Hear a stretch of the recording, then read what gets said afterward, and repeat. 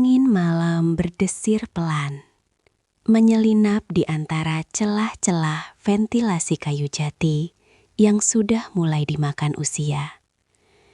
Di dalam rumah besar berarsitektur kolonial yang terletak di pinggiran kota itu, Ningsih duduk terpaku di depan meja riasnya.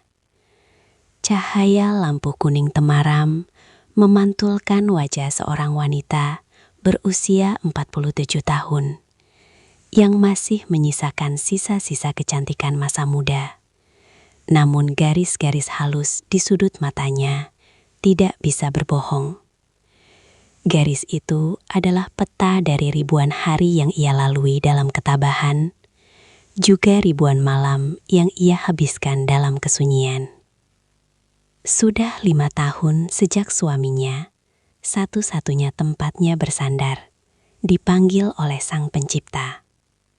Sejak hari pemakaman itu, rumah ini bukan lagi sebuah tempat berteduh yang hangat, melainkan sebuah kotak besar berisi kenangan yang kadang terasa mencekik. Ningsih adalah sosok yang tangguh. Ia tidak pernah membiarkan tetangga melihatnya menangis. Ia memilih menyibukkan diri di butik jahit kecil yang menyatu dengan bagian depan rumahnya. Di sana, di antara gulungan kain sutra, tumpukan benang warna-warni, dan deru mesin jahit tua, Ningsih mencoba membunuh waktu. Namun pekerjaan hanyalah tameng. Baginya, tantangan terbesar bukanlah melayani pelanggan yang cerewet atau menyelesaikan jahitan kebaya yang rumit, melainkan saat matahari mulai terbenam, ketika butik ditutup dan lampu-lampu jalan mulai menyala. Ningsih harus masuk ke dalam rumah, mengunci pintu, dan berhadapan dengan musuh terbesarnya. Gema suaranya sendiri. Rumah itu terasa terlalu luas.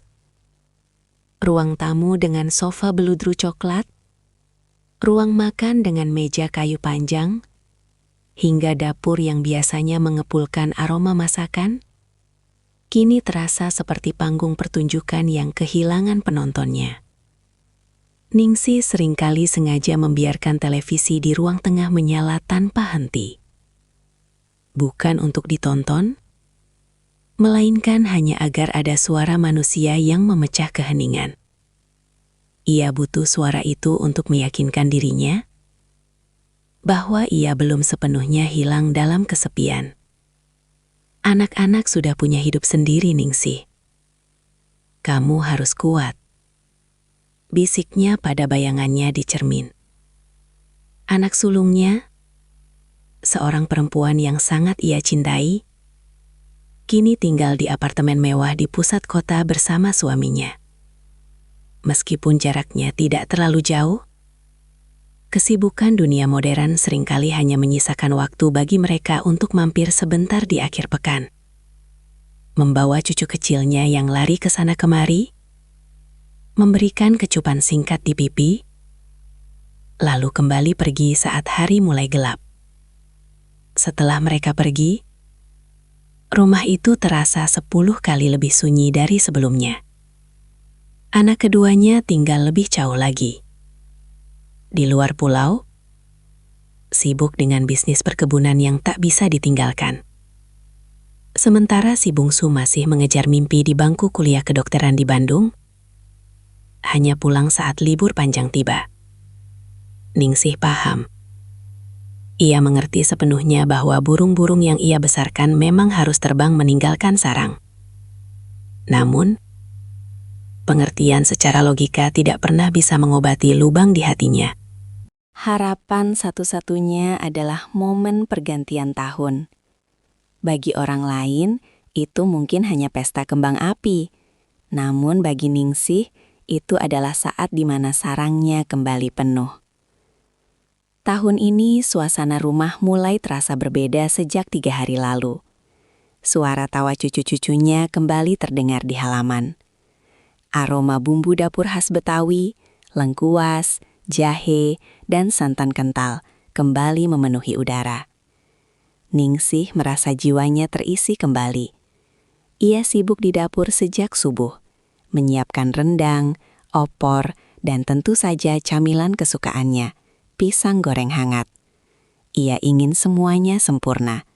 Ia ingin anak-anaknya merasa bahwa rumah ibu mereka adalah tempat paling nyaman di dunia.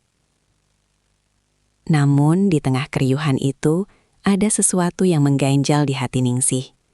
Hingga malam kedua setelah perayaan, ada satu sosok yang belum muncul. Bagas, menantu dari anak keduanya. Putrinya sudah datang lebih dulu bersama anak, namun Bagas tertahan di ibu kota. Sebagai seorang auditor di sebuah bank besar, Bagas seringkali menjadi budak korporasi, terutama di akhir tahun saat tutup buku. Ningsih mencoba bersikap bijak. Ia tidak ingin memperlihatkan kekecewaannya.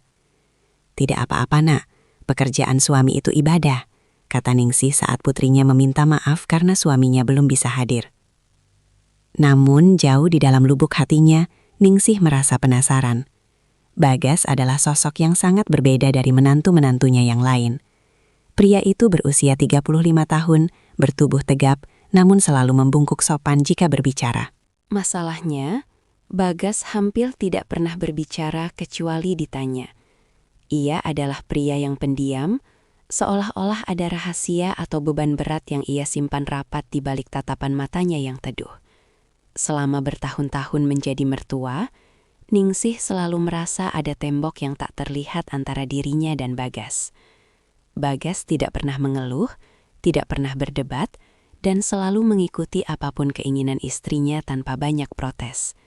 Namun Ningsih, dengan insting seorang wanita yang sudah banyak makan asam garam kehidupan, bisa merasakan bahwa kebisuan Bagas bukanlah tanda bahwa ia kosong, melainkan tanda bahwa ia terlalu penuh. Penuh oleh sesuatu yang tidak tahu bagaimana cara mengeluarkannya. Malam semakin larut. Di luar, suara sisa-sisa kembang api sesekali masih terdengar di kejauhan. Anak-anak Ningsih sudah mulai masuk ke kamar masing-masing setelah seharian bercengkrama.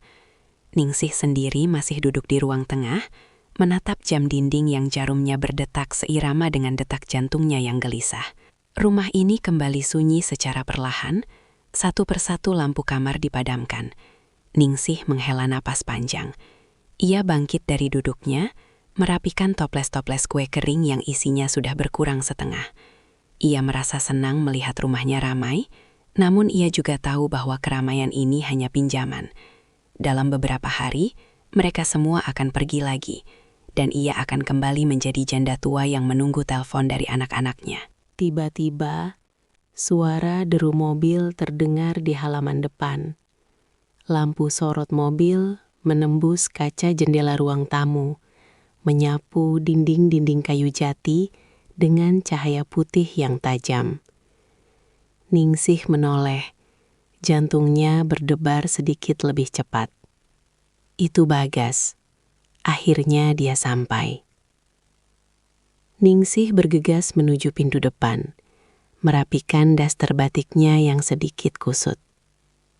Saat pintu dibuka, udara dingin malam langsung menyergap kulitnya. Di sana, di bawah lampu teras yang temaram, Bagas berdiri sambil membawa tas pundak kecil. Wajahnya tampak sangat kuyu, matanya merah karena kekelahan, dan ada garis kekelahan yang sangat dalam di keningnya. "Selamat malam, Bu. Maaf Bagas baru sampai." Suara Bagas terdengar rendah, hampir seperti bisikan yang pecah. Ningsih menatap menantunya itu. Ada dorongan aneh di dalam hatinya untuk memeluk pria itu, bukan sebagai mertua, melainkan sebagai sesama jiwa yang tampak sedang memikul beban dunia di bahunya.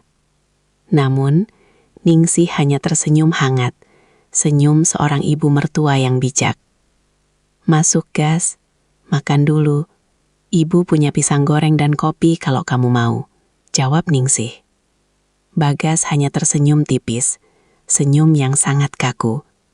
Ia mengangguk pelan, lalu melangkah masuk ke dalam rumah. Ningsih menutup pintu jati yang berat itu, menguncinya rapat-rapat. Ia tidak tahu bahwa dengan mengunci pintu itu, ia juga baru saja mengunci dirinya sendiri dalam sebuah rangkaian kejadian yang akan mengubah hidupnya selamanya.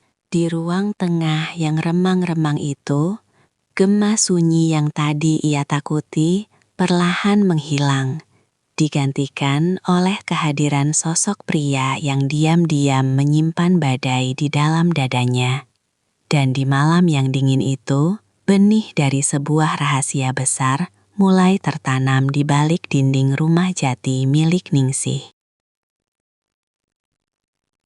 Malam kelima setelah puncak perayaan Tahun Baru, biasanya membawa suasana melankolis di rumah Ningsih. Keriuhan yang sebelumnya memuncak, kini mulai menyusut, menyisakan tumpukan piring kotor dan sisa-sisa bungkusan kado yang berserakan. Anak sulungnya sudah kembali ke kota sejak kemarin, sementara anak bungsunya asyik dengan dunianya sendiri di dalam kamar, telentang menatap layar ponsel. Rumah besar itu kembali perlahan menuju keheningan alaminya. Sebuah kesunyian yang bagi Ningsih terasa seperti sahabat lama yang tak diinginkan. Di tengah suasana yang mulai mendingin itu, kehadiran Bagas menjadi satu-satunya dinamika yang tersisa. Sejak kedatangannya yang larut malam tempo hari, Bagas seolah-olah melebur menjadi bayangan.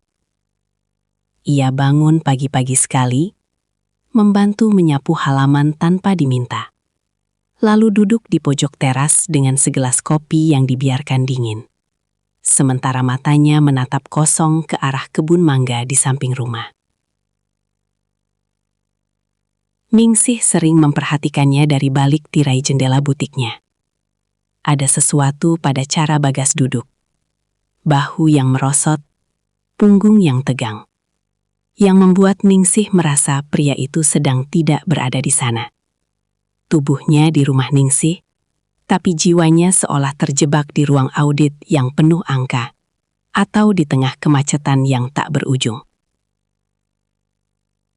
Ningsih merasa iba, sebuah perasaan yang seharusnya wajar bagi seorang mertua. Namun ada bumbu penasaran yang mulai merayap di benaknya. Dia pria yang baik, tapi seperti ada sesuatu yang patah di dalamnya. Gumam Ningsih sambil menusukkan jarum ke kain bludur hitam yang sedang ia kerjakan. Malam itu, jam dinding jati di ruang tengah berdentang 12 kali. Suaranya berat dan berwibawa, menggema ke setiap sudut ruangan yang gelap. Ningsih terbangun dari tidurnya, bukan karena suara jam, tapi karena rasa haus yang mendesak dan gelisah yang tak kunjung padam. Ia bangkit dari tempat tidur, merapikan rambutnya yang sedikit berantakan, dan menyampirkan kain selendang di bahunya untuk menghalau dingin. Saat ia melangkah menuju dapur, ia melihat cahaya remang-remang berasal dari ruang tengah. Televisi menyala tanpa suara, menampilkan gambar-gambar bergerak yang hanya memberikan bias cahaya biru pada dinding. Di sana, di atas sofa coklat tua yang mulai kusam, Bagas duduk terdiam. Ia tidak sedang menonton, ia hanya menatap layar kosong itu dengan pandangan yang paling hampa yang pernah Ningsih lihat seumur hidupnya. Ningsih terhenti sejenak di ambang pintu dapur. Ia ragu untuk menyapa, takut merusak keheningan yang tampaknya sedang dinikmati, atau mungkin justru sedang menyiksa menantunya itu. Namun, perutnya terasa lapar, dan ia ingat masih ada beberapa sisir pisang kepok di atas meja makan. Bagas, belum tidur? Suara Ningsih memecah kesunyian, lembut namun cukup mengejutkan di tengah malam yang mati. Bagas tersentak kecil. Ia menoleh dengan gerakan kaku, seolah-olah lehernya sudah lama tidak digerakkan. Begitu melihat Ningsih, ia segera memperbaiki posisi duduknya dan mencoba memaksakan sebuah senyuman. Senyuman yang terlihat sangat melelahkan. Ibu, belum Bu. Mata saya belum mau diajak kompromi, jawab Bagas dengan suara serak. Ningsih berjalan mendekat. Ibu juga sama, haus sekalian mau goreng pisang. Kamu mau? Dari tadi sore belum makan banyak kan? Ibu lihat piringmu tadi masih sisa. Bagas tampak ragu sejenak. Namun aroma pisang kepok yang sudah ranum di atas meja seolah menjadi undangan yang sulit ditolak. Boleh Bu, biar saya bantu. Gak usah, kamu duduk saja di situ. Biar ibu yang kerjakan. Sudah biasa ibu mah, jam segini masih melek. Tolak Ningsih halus. Ningsih melangkah ke dapur, menyalakan kompor gas yang memercikan api biru di kegelapan. Ia mulai mengupas pisang, membelahnya menjadi 2, lalu mencelupkannya ke dalam adonan tepung terigu yang sudah ia campur dengan sedikit garam dan vanili. Suara desisan minyak panas saat pisang dimasukkan ke dalam wajan menjadi satu-satunya melodi di dapur itu. Bau harum pisang goreng yang manis segera memenuhi ruangan, mengalahkan bau apek debu di sudut-sudut rumah tua. Beberapa menit kemudian, Ningsih keluar membawa sepiring besar pisang goreng yang masih mengepulkan uap panas, dan 2 gelas teh tawar hangat. Ia meletakkan nampan itu di meja rendah di depan Bagas, lalu duduk di kursi rotan di samping sofa. Ayo dimakan, mumpung masih hangat. Kalau sudah dingin, tepungnya keras, ajak Ningsih. Bagas mengambil 1 potong, meniupnya pelan, lalu menggigitnya. Enak Bu, pas manisnya. Mereka makan dalam diam selama beberapa saat. Hanya terdengar bunyi renyah dari tepung yang digigit dan detak jam dinding yang seolah semakin nyaring karena tidak ada suara lain. Ningsih memperhatikan Bagas dari sudut matanya. Di bawah cahaya televisi yang redup, Bagas terlihat lebih muda, namun juga lebih rapuh. Ada garis-garis kehitaman di bawah matanya, tanda dari malam-malam panjang yang dilewati tanpa istirahat yang cukup. Kerjaan di kantor berat sekali ya, Gas. Ningsih membuka percakapan dengan hati-hati. Ia tahu pria pendiam seperti Bagas butuh pancingan yang lembut untuk bisa bicara. Bagas menghela napas panjang, sebuah napas yang terdengar seperti beban bertonton sedang diangkat sejenak dari dadanya. Begitulah Bu, akhir tahun selalu jadi masa yang paling gila. Semua angka harus benar, semua laporan harus beres. Tekanannya bukan cuma dari atasan, tapi dari rasa takut kalau ada yang salah. Ia berhenti sejenak, menyesap teh hangatnya. Terkadang saya merasa hidup saya ini cuma deretan angka-angka Bu. Pergi pagi saat anak-anak masih tidur, pulang malam saat mereka sudah di alam mimpi. Di kantor dikelilingi kertas, di rumah kadang saya merasa asing di rumah sendiri. Ningsih terdiam. Kalimat terakhir Bagas seolah menghantam tepat di ulu hatinya. Asing di rumah sendiri? Bukankah itu yang ia rasakan selama 5 tahun ini? Meski ini adalah rumahnya, rumah tempat ia membesarkan anak-anaknya, ia seringkali merasa seperti tamu di sebuah bangunan kosong yang luas. Ibu mengerti, bisik Ningsih. Suaranya sedikit bergetar. Ibu sudah 5 tahun tinggal di sini sendirian. Kadang ibu bicara sama mesin jahit cuma supaya telinga ibu dengar suara manusia. Kesepian itu, dia tidak peduli kita punya uang atau punya keluarga. Dia cuma tahu cara masuk dan tinggal di dalam hati. Bagas menoleh, menatap mertuanya dengan tatapan yang berbeda dari sebelumnya. Selama ini ia melihat Ningsih sebagai sosok ibu mertua yang tegar, janda tangguh yang mandiri. Ia tidak pernah menyangka bahwa di balik kebaya rapi dan senyum ramahnya, Ningsih menyimpan luka sunyi yang sama besarnya dengan kegelisahan yang ia miliki. Ibu juga merasa begitu? Tanya Bagas lirih. Ningsih mengangguk pelan. Setiap malam, Gas. Setiap malam ibu duduk di sini, menonton televisi yang ibu sendiri tidak tahu ceritanya tentang apa, cuma supaya rumah ini tidak terasa seperti kuburan. Momen itu menjadi titik balik. Di antara aroma pisang goreng dan teh tawar, tembok es yang selama ini memisahkan mertua dan menantu itu mulai retak. Bagas tidak lagi merasa perlu menjaga jarak profesional sebagai menantu yang sopan. Ia merasa menemukan seseorang yang benar-benar bisa mendengar frekuensi kesedihannya. Kadang aku iri sama ibu, kata Bagas. Kini ia tidak lagi menggunakan kata ganti saya yang kaku. Ibu punya butik, punya kesibukan yang ibu cintai. Aku cuma melakukan apa yang orang harapkan dari aku. Jadi suami yang cari uang, jadi ayah yang bertanggung jawab. Tapi aku lupa gimana caranya jadi diri sendiri. Ningsih bergeser duduknya, sedikit lebih dekat ke arah sofa tempat Bagas berada. Ia bisa mencium aroma parfum maskulin Bagas yang samar bercampur dengan bau keringat sisa perjalanan. Ada dorongan naluriah untuk menyentuh bahu pria itu, untuk memberikan kekuatan, seperti yang ia lakukan pada anak-anaknya dahulu. Hidup memang sering memaksa kita jadi orang lain, Gas, jawab Ningsih lembut. Tapi malam ini, di rumah ini, kamu tidak perlu jadi auditor. Kamu tidak perlu jadi menantu yang sempurna. Kamu cuma Bagas. Bagas menatap Ningsih. Mata wanita itu berkaca-kaca, memantulkan cahaya TV yang membuat matanya terlihat bersinar di kegelapan. Untuk pertama kalinya, Bagas melihat Ningsih bukan sebagai ibu dari istrinya, melainkan sebagai seorang wanita yang hangat, yang penuh pengertian, dan yang sama seperti dirinya, sedang sangat merindukan sentuhan manusia. Keheningan malam itu kini terasa berbeda, tidak lagi mencekam, melainkan terasa intim dan berbahaya. Ada udara yang mendadak terasa lebih berat di antara mereka. Jarak di antara kursi rotan dan sofa itu seolah-olah mengecil dengan sendirinya. Ningsih bisa merasakan jantungnya berdegup lebih kencang. Ia tahu ini salah. Ia tahu Bagas adalah suami anaknya. Namun, rasa hangat yang menjalar di dadanya saat Bagas menatapnya dengan penuh rasa terima kasih adalah sesuatu yang sudah lama hilang dari hidupnya. Dan bagi Ningsih, di malam yang sunyi ini, rasa hangat itu terasa jauh lebih nyata daripada norma apapun yang pernah ia pelajari.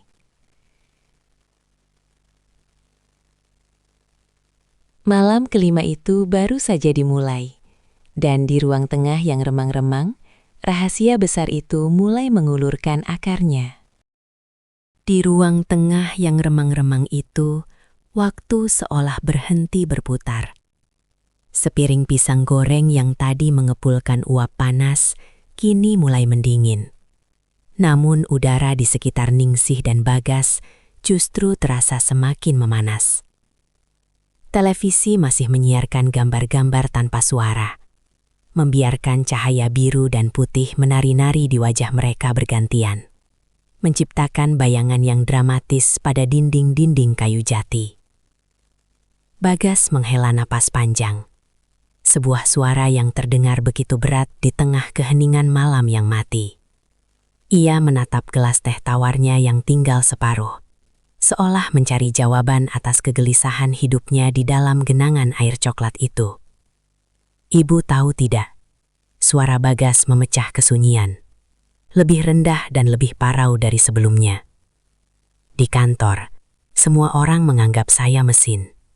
Di rumah, istri saya menganggap saya bank berjalan.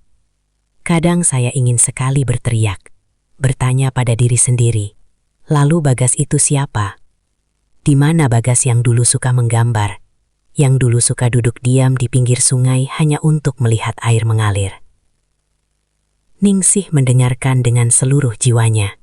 Ia tidak memotong. Sebagai seorang wanita yang telah menghabiskan puluhan tahun mendengarkan deru mesin jahit, ia tahu betul perbedaan antara suara yang hanya sekadar bicara dan suara yang berasal dari lubuk hati yang terluka. Dunia ini memang kejam, Gas, sahut Ningsih lirih. Ia memberanikan diri untuk menggeser posisi duduknya dari kursi rotan ke tepi sofa, sedikit lebih dekat dengan Bagas. Dunia menuntut kita menjadi pilar, tapi mereka lupa. Pilar pun bisa retak jika terus-menerus memikul beban yang bukan miliknya. Ibu pun begitu. 5 tahun ini, ibu dianggap janda tangguh. Orang-orang memuji betapa kuatnya ibu mengelola butik sendirian. Tapi tidak ada yang tahu, setiap kali ibu mengunci pintu butik, ibu merasa seperti masuk ke dalam penjara yang ibu buat sendiri. Bagas menoleh. Jarak mereka kini hanya terpaut sekian puluh sentimeter. Dalam keremengan, mata Bagas yang biasanya tampak kaku kini terlihat basah. "Ibu tidak sendirian," bisik Bagas. "Malam ini setidaknya ibu tidak sendirian." Kata-kata itu, sesederhana apapun, terasa seperti siraman air dingin di tengah padang pasir bagi Ningsih. Selama bertahun-tahun, ia telah merindukan seseorang yang mengakui keberadaannya bukan hanya sebagai ibu atau mertua, tapi sebagai manusia, sebagai seorang wanita. Ningsih tersenyum getir. Ibu seringkali merasa iri pada kain-kain di butik itu, Gas. Mereka bisa dipotong, dijahit, digabungkan menjadi sesuatu yang baru dan indah.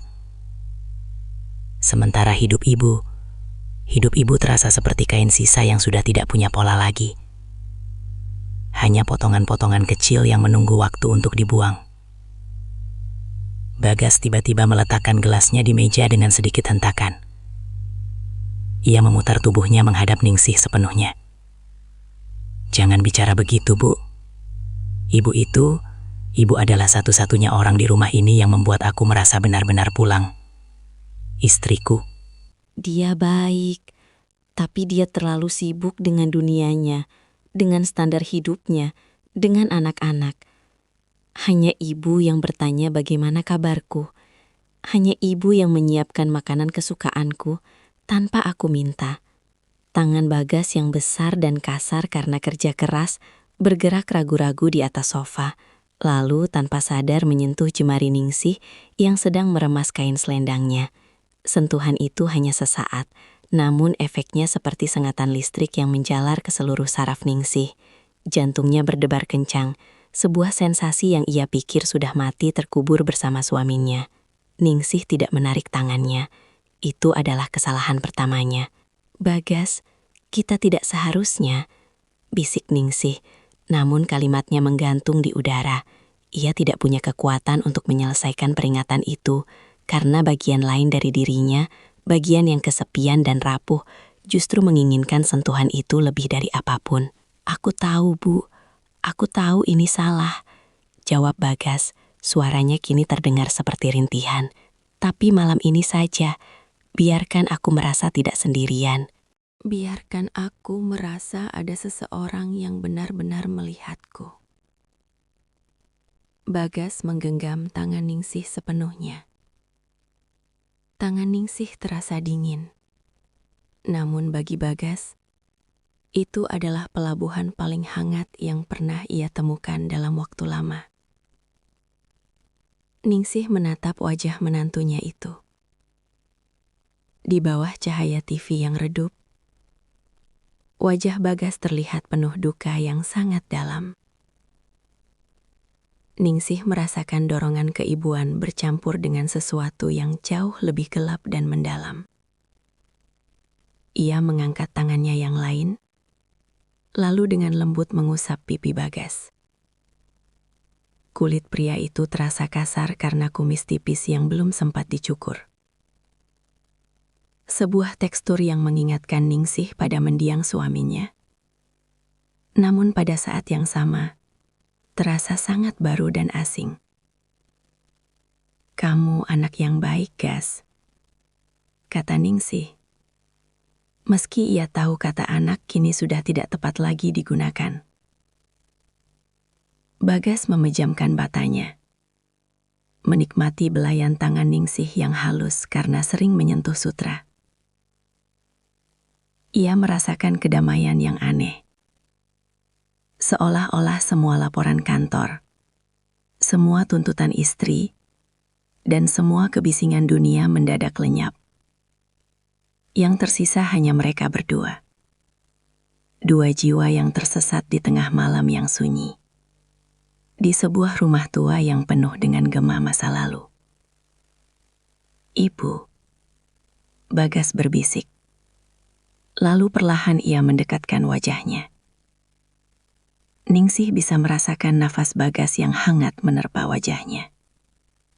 Aroma kopi dan rokok samar dari pria itu terasa begitu memabukkan di tengah udara malam yang dingin. Ningsih tahu ia harus berdiri, berlari ke kamarnya, dan mengunci pintu. Ia harus memikirkan putrinya.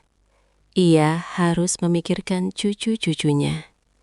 Ia harus memikirkan martabatnya sebagai seorang janda terhormat. Namun, saat Bagas menyandarkan dahinya ke dahi Ningsih, semua nalar itu seolah-olah tersapu oleh gelombang kesepian yang selama ini ia bendung. Kesunyian malam kelima itu seolah-olah memberikan izin bagi mereka untuk menjadi egois. Di rumah yang gelap ini, di mana semua orang terlelap, mereka merasa seolah dunia telah melupakan mereka. Dan karena itu, mereka bebas untuk melupakan dunia. Hanya malam ini, bisik sebuah suara di dalam kepala Ningsih yang ia tahu adalah suara iblis. Namun terdengar seperti malaikat penyelamat bagi hatinya yang hampa. Bagas tidak lagi menahan diri. Ia merengkuh bahu Ningsih, menarik wanita itu ke dalam pelukan yang erat. Sebuah pelukan yang penuh dengan keputusasaan dan rasa lapar akan kasih sayang. Ningsih membalas pelukan itu, membenamkan wajahnya di dada Bagas, menghirup aroma maskulin yang selama ini hanya ia bayangkan dalam mimpi-mimpi sunyinya. Di luar, jam dinding berdentang 1 kali, menandakan waktu telah melewati tengah malam. Di dalam ruang tengah itu, garis yang memisahkan mertua dan menantu telah benar-benar lumat. Luka yang terbuka itu tidak lagi berdarah, melainkan mulai saling bertautan, mencari penyembuhan di tempat yang paling salah. Pisang goreng di atas meja kini sudah dingin sepenuhnya, tak lagi dihiraukan. Televisi masih menyala, menampilkan titik-titik statis setelah siarannya berakhir. Menjadi satu-satunya saksi bisu atas sebuah pengkhianatan yang lahir dari rahim kesepian yang paling kelam. Malam itu, di bawah atap rumah jati yang megah, Ningsih dan Bagas telah melangkah masuk ke dalam sebuah labirin tanpa jalan keluar. Dunia seolah-olah kehilangan warnanya saat fajar mulai mengintip dari balik tirai jendela jati. Cahaya keabu-abuan yang dingin merayap masuk, menyinari butiran debu yang menari di udara ruang tengah, seolah mengejek kekacauan yang baru saja terjadi. Ningsih terbangun dengan sentakan jantung yang menyakitkan. Ia masih berada di sofa coklat itu, namun segalanya telah berubah. Rumah yang kemarin terasa seperti istana kenangan, kini mendadak terasa seperti penjara yang penuh dengan mata yang mengawasi. Bagas sudah tidak ada di sampingnya.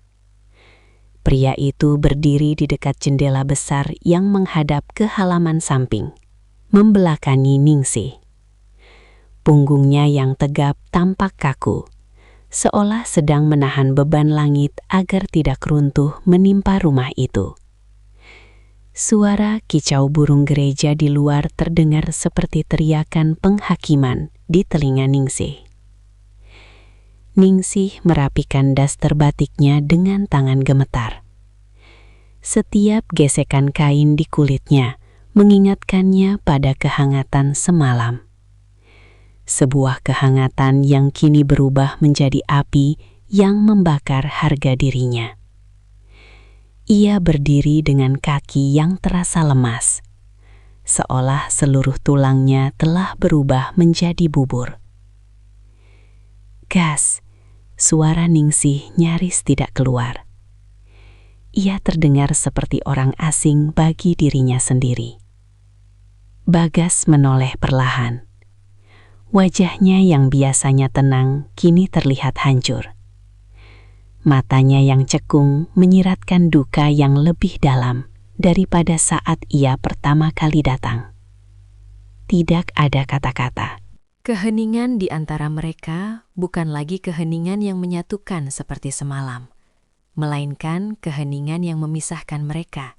ke dalam dua kutub penyesalan yang berbeda. "Aku harus mandi, Bu. Sebentar lagi anak-anak bangun," kata Bagas dengan suara yang datal, hampa, tanpa ekspresi. Ia melangkah pergi tanpa berani menatap mata Ningsih lebih dari sedetik. Ningsih terpaku di tengah ruangan. Ia menatap piring pisang goreng yang masih tersisa satu potong. Kini tampak pucat dan layu. Gelas-gelas teh yang kosong menyisakan noda melingkar di atas meja. Saksi bisu betapa cepatnya martabat seorang manusia bisa luluh lantak hanya karena satu malam kesepian yang tak terkendali. "Ya Tuhan, apa yang sudah aku lakukan?" bisik Ningsih sambil menutup wajah dengan kedua telapak tangannya. Air mata yang panas mulai mengalir, namun ia segera menghapusnya. Ia tidak boleh menangis. Ia tidak punya hak untuk menangis. Sebagai seorang ibu mertua, ia seharusnya menjadi benteng terakhir moralitas keluarga ini, bukan orang yang merubuhkannya. Sandiwara pagi hari. 1 jam kemudian, rumah itu mulai hidup. Suara pintu kamar yang dibuka, gemericik air dari kamar mandi, dan celoteh cucu-cucunya mulai memenuhi udara. Ningsih berada di dapur, bergerak seperti robot. Ia memotong bawang, menyalakan kompor, dan menyiapkan sarapan nasi goreng dengan gerakan yang terlalu cepat. Seolah-olah dengan menyibukkan tangan, ia bisa membungkam pikirannya. Putrinya, istri Bagas, masuk ke dapur dengan wajah segar dan senyum yang lebar. "Pagi, Bu. Wah, baunya enak sekali. Ibu kok rajin banget sih? Padahal semalam kayaknya ibu tidur larut ya." Jantung Ningsih seakan berhenti berdetak sesaat. Ia membelakangi putrinya, pura-pura sibuk mengaduk nasi di penggorengan. "Iya, Nak. Ibu cuma mau memastikan kalian sarapan enak sebelum nanti bersiap-siap pulang." "Bagas mana, Bu? Tadi aku bangun dia sudah tidak ada di kamar," tanya putrinya sambil mengambil gelas untuk membuat kopi. Tadi ibu lihat dia di depan, mungkin cari udara segar," jawab Ningsih. Suaranya terdengar kaku di telinganya sendiri, namun putrinya tampaknya tidak menyadari ada nada yang salah. Tak lama kemudian, Bagas masuk ke ruang makan. Ia sudah berpakaian rapi, rambutnya basah, disisir ke belakang, tampak seperti menantu teladan yang selalu dibanggakan keluarga. Ia duduk di meja makan, mengambil piring, dan mulai menyendok nasi goreng tanpa banyak bicara. Ningsih meletakkan piring tambahan di tengah meja. Saat tangannya bergerak, ia secara tidak sengaja bersentuhan dengan lengan Bagas. Hanya sepersekian detik, namun sensasinya seperti ledakan. Ningsih segera menarik tangannya kembali, wajahnya memanas. Ia melirik Bagas, namun pria itu tetap menunduk, fokus pada makanannya seolah-olah nasi goreng itu adalah hal paling penting di dunia. "Pak, kok diam saja? Kurang tidur ya?" tanya sang istri sambil mengusap pundak Bagas dengan mesra. Bagas tersedak sedikit, lalu mengangguk. "Iya, agak pusing sedikit. Mungkin karena perjalanan kemarin." Ningsih yang berdiri di dekat wastafel merasa dadanya sesak. Melihat putrinya menyentuh Bagas dengan penuh kasih sayang, membuatnya merasa seperti seorang kriminal. Ia merasa seperti pencuri yang telah mengambil sesuatu yang bukan haknya. Dan kini ia harus berdiri di sana, menonton pemilik aslinya menikmati apa yang tersisa. Ketegangan yang tersembunyi. Sepanjang pagi itu, suasana rumah terasa sangat mencekam bagi Ningsih dan Bagas. Di permukaan, semuanya tampak normal. Anak-anak bermain, cucu-cucu tertawa, dan obrolan tentang rencana kepulangan mengalir lancar. Namun, di bawah permukaan itu, ada arus bawah yang sangat kuat. Setiap kali mata Ningsih dan Bagas tidak sengaja bertemu, ada percikan ketegangan yang membuat udara seolah-olah berlistrik.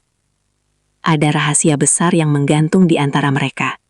Sebuah rahasia yang jika meledak, akan menghancurkan hidup semua orang yang ada di ruangan itu.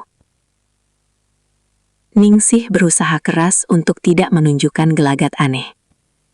Ia berbicara lebih banyak dari biasanya, tertawa pada lelucon cucunya dengan sedikit terlalu keras, dan terus-menerus bergerak. Ia takut, jika ia diam barang sedetik saja, wajahnya akan mengkhianati perasaannya. Ia takut orang-orang akan melihat sisa-sisa malam itu di matanya yang sembab. Sementara itu, Bagas kembali ke sifat aslinya, pendiam. Namun kali ini, pendiamnya terasa berbeda. Ia bukan lagi pendiam karena lelah atau tertutup, melainkan pendiam karena takut. Ia menghindari kontak mata dengan Ningsih sebisa mungkin. Namun, justru itulah yang membuat suasana semakin aneh bagi Ningsih. Penolakan Bagas untuk menatapnya justru menegaskan bahwa apa yang terjadi semalam adalah nyata, bukan sekedar mimpi buruk yang bisa dihapus. Menjelang siang, saat anak-anak sedang berkemas di kamar, Ningsih pergi ke teras samping untuk mengambil jemuran kain serbet. Di sana, ia menemukan Bagas sedang berdiri sendirian, merokok dengan terburu-buru. "Gas," panggil Ningsih lirih. Bagas menoleh, matanya terlihat liar sesaat sebelum kembali layu. "Bu, kita tidak bisa melakukan ini. Ini salah. Ini gila. Ibu tahu, Gas. Ibu tahu," jawab Ningsih dengan suara yang hampir pecah. "Kita harus melupakan semuanya. Anggap saja semalam tidak pernah terjadi. Demi mereka, Gas. Demi anak-anak." Bagas membuang puntung rokoknya dan menginjaknya dengan keras. "Bagaimana caranya melupakan sesuatu yang terasa begitu nyata, Bu? Setiap kali aku melihat istriku, aku merasa seperti iblis. Kamu harus bisa, Gas. Kamu harus kuat." Ningsih mendekat satu langkah, namun segera berhenti. Ia menyadari bahwa jarak di antara mereka kini bukan lagi sekedar jarak fisik, melainkan jurang moral yang sangat dalam. "Ibu akan menyimpan ini sampai mati. Kamu juga harus begitu. Jangan pernah katakan pada siapapun. Selamanya." Bagas hanya menatap Ningsih dengan pandangan yang penuh penderitaan. Ia ingin berkata sesuatu, mungkin sebuah permintaan maaf, atau mungkin sebuah pengakuan bahwa ia tidak menyesal sepenuhnya. Namun, suara putrinya yang memanggil dari dalam rumah memutus momen itu. "Pah, tolong bantu angkat kopar."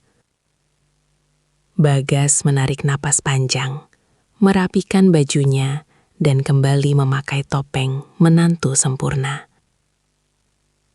Ia berjalan melewati Ningsih tanpa menoleh lagi.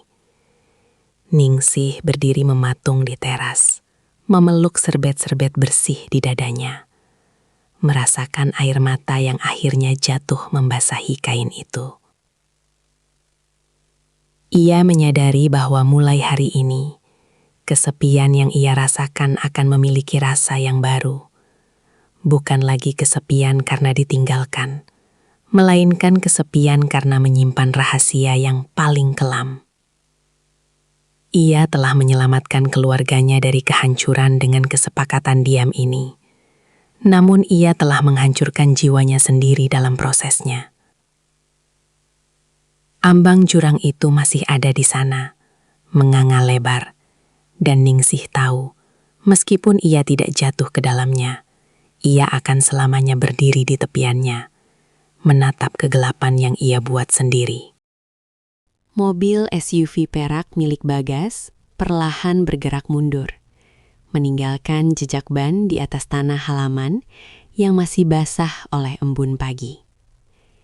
Ningsih berdiri di teras, tangannya melambai dengan kaku, sementara wajahnya dipaksa untuk tetap mengulas senyum terbaik yang bisa ia ciptakan.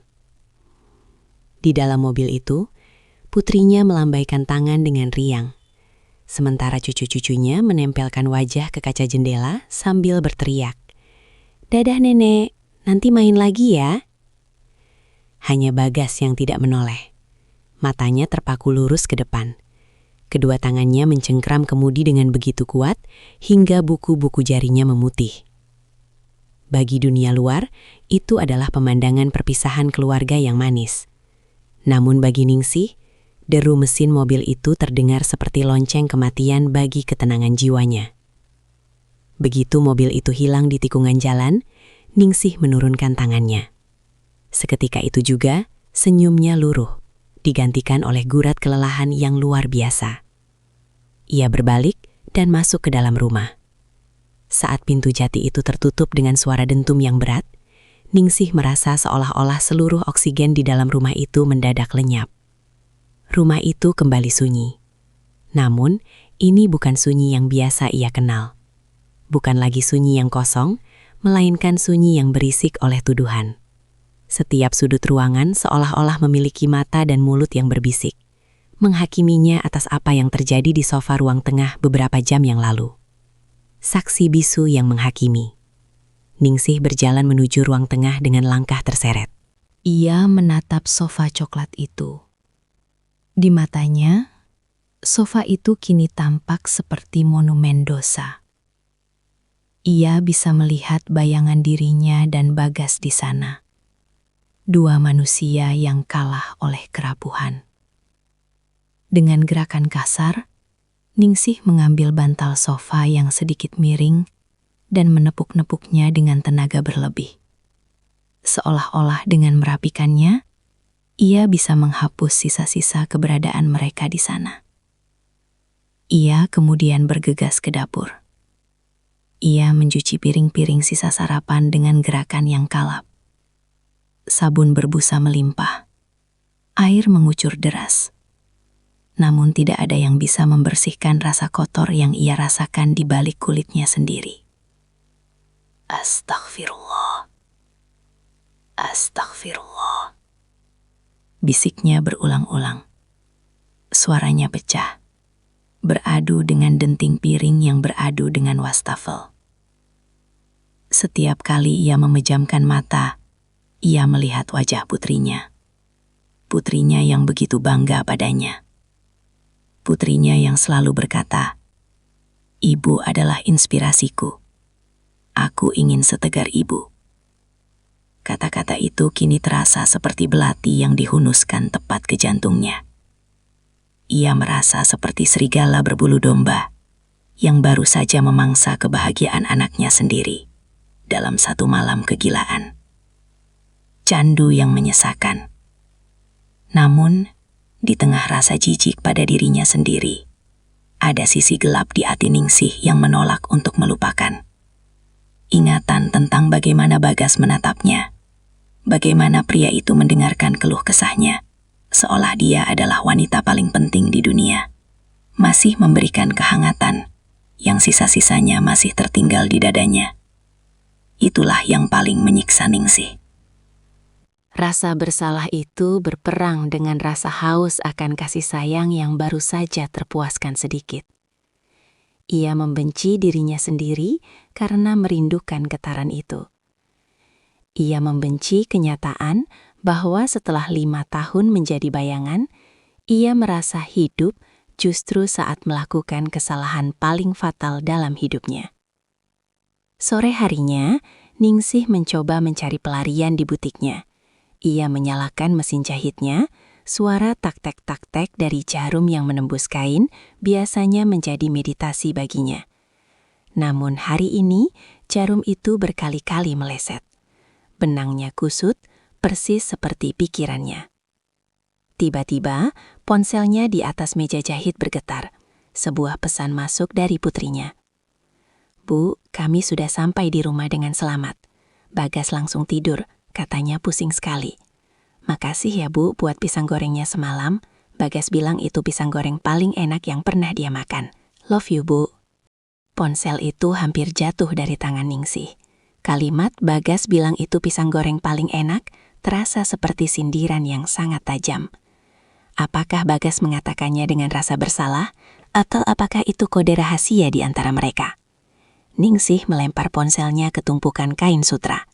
Ia merasa mual. Ia merasa seolah-olah seluruh keluarganya sedang menari di atas bom waktu yang ia pegang pemicunya. Doa di atas sajadah yang basah. Malam tiba dan ketakutan Ningsih memuncak. Ia tidak berani duduk di ruang tengah. Ia mengunci diri di kamar, menyalakan lampu seterang mungkin, seolah-olah cahaya bisa mengusir bayang-bayang dosa. Ia mengambil air wudhu, membiarkan air dingin membasahi wajah dan lengannya, berharap kesucian air itu bisa meresap hingga ke jiwanya yang menghitam. Ia membentangkan sajadah, mengenakan mukena putihnya, dan mulai bersujud. Dalam sujud yang panjang itu, pertahanannya runtuh. Ningsih terisak hingga bahunya berguncang hebat. Di atas kain sajadah itu, ia mengadu pada Sang Pencipta. Ya Allah, hamba adalah wanita yang lemah. Hamba tersesat dalam kesepian hamba sendiri. Cabutlah rasa ini ya Allah. Jangan biarkan hamba menghancurkan darah daging hamba sendiri. Tangisnya pecah di tengah kesunyian kamar. Ia memohon ampunan, namun di saat yang sama, ia merasa tidak layak untuk dimaafkan. Ia membayangkan wajah almarhum suaminya. Ia membayangkan betapa kecewanya sosok pria yang fotonya masih terpajang di ruang tamu itu, melihat apa yang istrinya lakukan dengan menantunya sendiri. Luka batin itu terasa sangat nyata, seperti luka fisik yang terus mengeluarkan darah. Marni? Ningsih? Sadar bahwa rahasia ini adalah beban seumur hidup. Ia harus memerankan peran sebagai ibu mertua yang suci, sementara di dalamnya ia sedang membusuk oleh rahasia. Beban yang tak kasat mata. Hari-hari berikutnya berlalu dengan penuh kepura-puraan. Ningsih mulai menghindari panggilan video dari anaknya. Jika terpaksa, ia hanya akan bicara sebentar, menanyakan cucu, lalu beralasan ada pelanggan di butik agar bisa segera mematikan sambungan. Ia takut matanya akan bicara. Ia takut jika ia melihat wajah Bagas di layar ponsel, ia akan hancur sekali lagi. Sementara itu, ia mulai memperbanyak sedekah ke panti asuhan dan masjid di dekat rumahnya. Ia bekerja 2 kali lebih keras di butik, berharap kelelahan fisik bisa membuatnya langsung tertidur tanpa sempat berpikir. Namun, setiap kali ia memejamkan mata, aroma kopi dan rokok samar milik Bagas seolah-olah kembali tercium di indera penciumannya. Ningsih menyadari satu hal yang mengerikan. Ia tidak hanya dihantui oleh rasa bersalah, tapi juga oleh rasa takut bahwa suatu hari nanti Bagas akan kembali. Dan ia lebih takut lagi pada kenyataan bahwa ia mungkin tidak akan punya kekuatan untuk menolaknya lagi. Kesepian yang dulu ia anggap sebagai musuh, kini terasa seperti tempat perlindungan. Karena dalam kesepian, tidak ada orang yang tersakiti oleh rahasianya. Namun, ia tahu, tembok yang ia bangun untuk menutupi rahasia ini hanyalah tumpukan pasir yang bisa runtuh kapan saja jika takdir menghendaki. Ningsih menatap cermin, melihat dirinya yang tampak lebih tua 10 tahun hanya dalam hitungan hari. Rahasia itu telah mencuri jiwanya, meninggalkan seorang wanita yang hanya hidup untuk menjaga sebuah kebohongan besar sampai hari kematiannya tiba.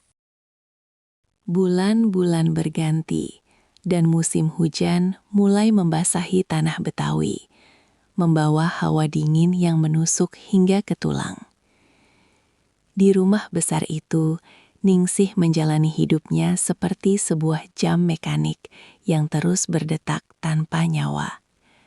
Butik jahitnya kini lebih produktif dari sebelumnya, bukan karena ia ambisius, melainkan karena hanya di balik deru mesin jahitlah ia bisa menenggelamkan suara-suara di kepalanya.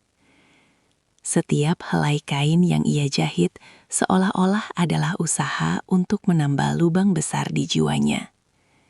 Namun, ia tahu beberapa luka tidak bisa ditutup dengan benang sekuat apapun. Rahasia malam tahun baru itu tidak pernah terucap lagi. Antara Ningsih dan Bagas tercipta sebuah kesepakatan diam yang lebih kokoh daripada tembok beton.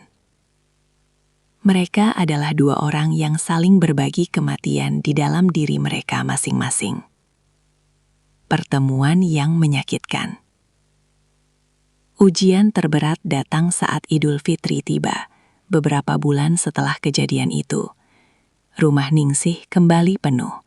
Anak-anaknya pulang, termasuk putri keduanya bersama Bagas dan cucu-cucu mereka.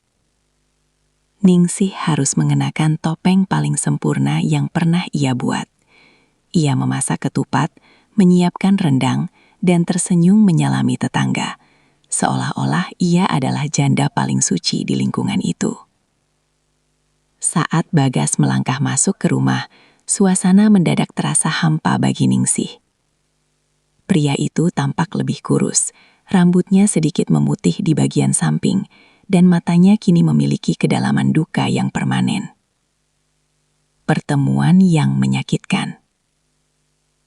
Ketika tiba giliran Bagas untuk sungkem, mencium tangan Ningsih sebagai mertuanya, seluruh tubuh Ningsih menegang.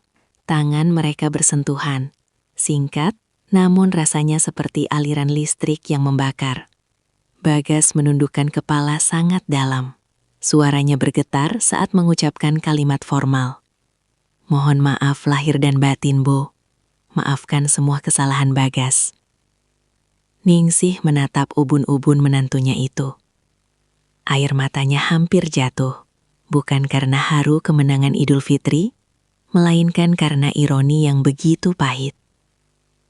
Iya, Gas. Ibu juga minta maaf. Semua sudah Ibu maafkan. Semoga kita semua bisa menjadi orang yang lebih baik. Jawab Ningsih dengan suara yang hampir tercekat di tenggorokan. Di ruang tamu, di depan anak dan cucunya, mereka adalah mertua dan menantu yang saling menghormati. Namun di dalam batin, mereka adalah dua orang asing yang terikat oleh rantai dosa yang tak terlihat. Bagas tidak pernah lagi berlama-lama di dapur atau ruang tengah. Ia lebih banyak menghabiskan waktu bermain dengan anak-anaknya atau berpura-pura tidur lebih awal. Mereka saling menghindari, bukan karena benci, tapi karena melihat wajah satu sama lain adalah cara tercepat untuk memanggil kembali rasa bersalah yang menyesakkan dada. Penebusan yang sunyi. Tahun-tahun berlalu dengan cepat. Anak bungsu Ningsih lulus kuliah, putri sulungnya pindah ke luar negeri, dan Ningsih semakin menua. Rambutnya kini memutih sepenuhnya. Butiknya sudah ia tutup karena matanya tak lagi kuat melihat lubang jarum. Namun rumah itu tetap ia tinggali sendirian. Bagas, di sisi lain, berubah menjadi suami yang luar biasa perhatian. Ia seolah-olah mendedikasikan sisa hidupnya untuk menebus satu malam kesalahan itu. Ia tidak pernah lagi mengeluh pada istrinya. Ia menjadi ayah yang sangat hadir untuk anak-anaknya. Orang-orang melihat keluarga mereka sebagai teladan keluarga harmonis. Namun, setiap kali Bagas duduk sendirian di kantornya yang mewah, ia seringkali termenung menatap ke arah jendela, teringat pada aroma pisang goreng dan kehangatan yang pernah ia temukan di rumah mertuanya. Ningsih pun mencari jalannya sendiri. Ia menjadi lebih religius. Ia menghabiskan waktunya di masjid, membantu mengajar mengaji anak-anak yatim, dan menyedekahkan hampir seluruh harta peninggalan suaminya. Ia berharap Tuhan melihat usahanya untuk membersihkan noda yang tak terlihat itu. Namun setiap kali ia bersujud, bayangan malam itu tetap muncul, bukan sebagai kenangan manis, melainkan sebagai pengingat akan kerapuhan manusia. Senja yang tak terelakkan. Suatu sore di usianya yang ke-65, Ningsih duduk di kursi rotan di teras samping, tempat ia dan Bagas pernah berbicara. Ia menatap matahari yang perlahan tenggelam, mewarnai langit dengan semburat jingga dan ungu yang megah. Tubuhnya mulai sering sakit-sakitan, dan ia tahu waktunya mungkin tidak lama lagi. Telepon genggamnya bergetar. Sebuah video call dari cucunya, yang kini sudah beranjak remaja. Di latar belakang, ia melihat Bagas sedang memanggang daging di halaman belakang rumah mereka. Tampak bahagia dikelilingi anak-anaknya. Bagas sempat menoleh ke kamera, melambaikan tangan, dan tersenyum tipis pada Ningsih. Ningsih membalas senyuman itu. Di momen itu, Ningsih menyadari sesuatu. Rahasia ini telah mengubah mereka menjadi orang yang lebih baik melalui cara yang sangat menyakitkan. Mereka menjadi lebih rendah hati, lebih waspada terhadap godaan, dan lebih menghargai keluarga, karena tahu betapa mudahnya semua itu dihancurkan. Rahasia ini akan mati bersamaku, bisik Ningsih pada angin senja. Ia tidak pernah menyesal telah memberikan kehangatan pada jiwa yang lapar malam itu. Namun, ia akan selamanya menyesali pengkhianatan yang menyertainya. Baginya, itu adalah salib yang harus ia panggul sendirian. Ia telah memilih untuk diam, membiarkan dirinya sendiri yang terbakar oleh api rasa bersalah, agar anak-anaknya tetap bisa hidup dalam cahaya kebahagiaan yang terang benderang. Penutup, Gema di Rumah Jati. Beberapa tahun kemudian, Ningsih berpulang dengan tenang di kamarnya. Saat pemakaman, Bagas berdiri paling depan di samping liang lahat. Ia membantu menurunkan jenazah mertuanya itu dengan tangan yang gemetar hebat. Saat tanah mulai menutupi papan kayu, Bagas membisikkan doa yang tidak didengar oleh siapapun, kecuali tanah dan Tuhan. Terima kasih, Bu. Terima kasih sudah menjaga rahasia ini.